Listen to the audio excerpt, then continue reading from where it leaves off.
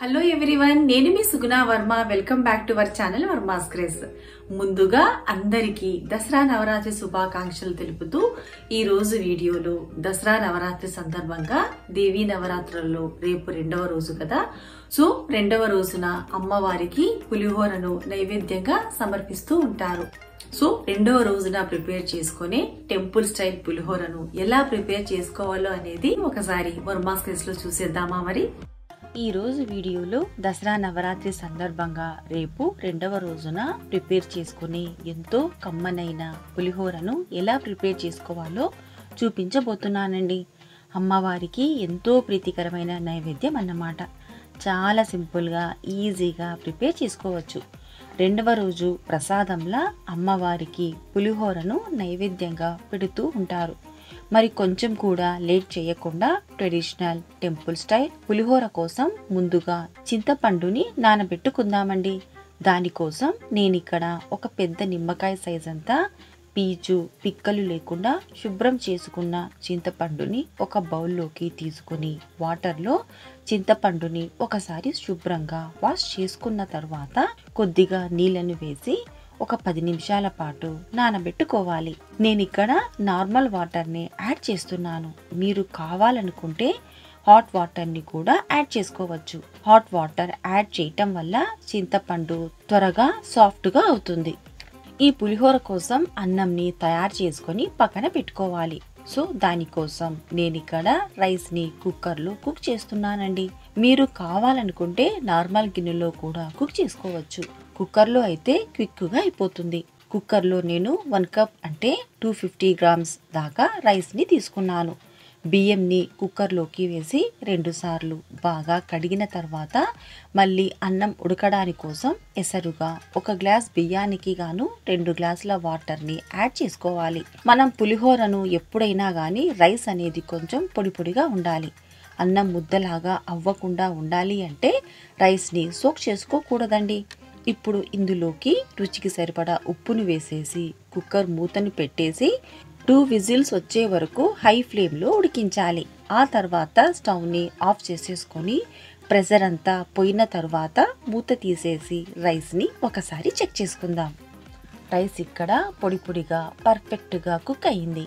Rice కుక్కర్లోనే ఉంచేస్తే మెత్తగా అయ్యే chance ఉంటుంది కాబట్టి రైస్ని అంతటిని కూడా ఒక వెడల్పాటి గిన్నెలోకి చక్కగా పరుచుకొని పక్కన పెట్టేసుకోండి.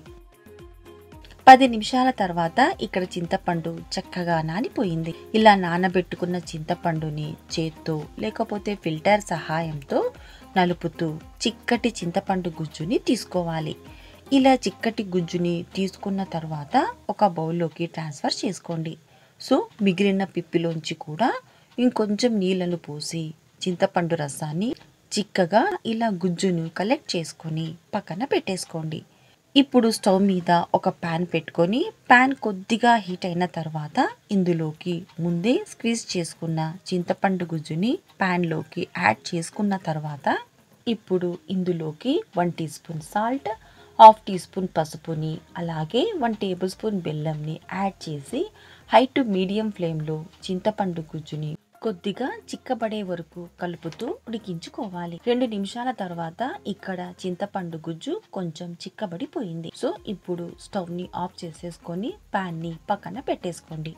ఇప్పుడు మనం పులిహోరకి కావాల్సిన పొడిని ప్రిపేర్ చేసుకుందామండి. ఇక్కడ నేను 250 గ్రామ్స్ రైస్కి సరిపడా ఇంగ్రీడియంట్స్తో ఈ పొడిని తయారు చేస్తున్నానండి. రైస్ క్వాంటిటీని బట్టి పులిహోర పొడి కొలతలని ఎక్కువ తక్కువ చేసుకోవచ్చు. సో ఈ పులిహోర పొడి తయారు చేసుకోవడానికి కోసం ముందుగా స్టవ్ మీద ఒక ప్యాన్ పెట్టుకోండి.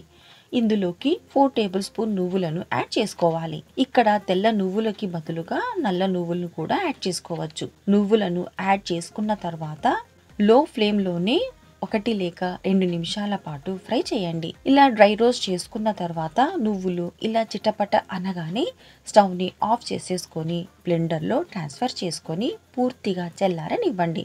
ఇప్పుడు ఈ వేయించిన నువ్వుల్లోంచి 2 టేబుల్ స్పూన్ అంత నువ్వులను వేరొక బౌల్లోకి యాడ్ చేసుకొని పక్కన పెట్టేసుకోండి. పూర్తిగా చల్లారిన నువ్వులను ఇలా బరకగా బ్లెండ్ చేసుకొని పక్కన పెట్టేసుకోవాలి. ఇప్పుడు పులిహోరకు మనం తాలింపుని పెట్టేద్దాం. తాలింపు పెట్టడం కోసం స్టవ్ మీద ఒక పాన్ పెట్టుకొని అందులోకి 3 టేబుల్ స్పూన్ దాకా ఆయిల్ని వేసుకోండి. ఆయిల్ కొద్దిగా హీట్ అయిన తర్వాత అందులోకి తాలింపు దినుసుల్ని ఒకటిగా యాడ్ చేసేద్దాం. ముందుగా 1 టీ స్పూన్ ఆవాలు, 1 టీ స్పూన్ జీలకర్ర, 2 ఎండుమిర్చిని ఇలా తుంచి యాడ్ చేసుకోవాలి. 3 టేబుల్ స్పూన్ దాకా వేరుశనగ గుండ్లను వేసి దూరగా వేయించాలి. 1 నిమిషం వేయించిన తర్వాత 2 టేబుల్ స్పూన్ దాకా పచ్చిశనగపప్పు, 2 టేబుల్ స్పూన్ దాకా మినపగుండ్లను, అలాగే 1 టేబుల్ స్పూన్ దాకా సన్నగా చాప్ చేసుకున్న అల్లం ముక్కలన్నీ వేసి మరొక నిమిషం పాటు వేయించండి. ఇప్పుడు ఇందులోకి 5 లేక 6 చీల్చుకున్న పచ్చిమిర్చి, గుప్పెడు కరివేపాకు, 10 నుంచి 12 జీడిపప్పు పలుకులు వీటన్నిటిని కూడా కొద్దిగా నూనెలో వేయించాలి. ఇవి కొంచెం వేగిన తర్వాత స్టవ్ని ఆఫ్ చేసేసుకోండి. ఇందులోకి చివర్లో 1/2 టీ స్పూన్ పసుపు, 1 టీ స్పూన్ ఉప్పు, అలాగే 1/4 టీ స్పూన్ ఇంగువను వేసి ఒకసారి కలపండి. ఇవి వేగడానికి ప్యాన్లో ఉండే హీటే సరిపోతుందండి. లెమన్ జ్యూస్ కావాలనుకుంటే ఈ స్టేజ్లో 1 ఫుల్ లెమన్ స్క్వీజ్ చేసుకోవచ్చు. ఇలా ప్రిపేర్ చేసుకున్న తాలింపుని మనం ముందే ఉడికించుకున్న రైస్లోకి యాడ్ చేసుకోవాలి. అలాగే ఇందులోకి ఉడికించి పక్కన పెట్టుకున్న చింతపండు గుజ్జుని చల్లారిన తర్వాత ఇక్కడ చింతపండు గుజ్జు కొద్దిగా చిక్కబడింది. చింతపండు గుజ్జుని మొత్తం యాడ్ చేసుకున్న తర్వాత బ్లెండ్ చేసుకున్న నువ్వుల పొడిని, అలాగే వేయించి పక్కన పెట్టుకున్న నువ్వులని కూడా అన్నంలోకి వేసేసి ఒకసారి బాగా కలపండి. నువ్వులని యాడ్ చేయటం వల్ల పులిహోర మరింత రుచిగా ఉంటుంది. సో ఇలా కలుపుకున్న తర్వాత సాల్ట్ సరిపోలేదు అనుకుంటే ఈ స్టేజ్లో సాల్ట్ని ఇక్కడ అడ్జస్ట్ చేసుకోవచ్చు. ఇలా చక్కగా కలుపుకున్న తర్వాత చివర్లో ఇందులోకి సన్నగా చాప్ చేసుకున్న కొత్తిమీరను వేసి ఒక ఫైనల్ మిక్స్ ఇవ్వండి. అంతేనండి, అమ్మవారికి ఎంతో ప్రీతికరమైన టెంపుల్ స్టైల్ ప్రసాదం పులిహోర ఇక్కడ రెడీ అయిపోయింది.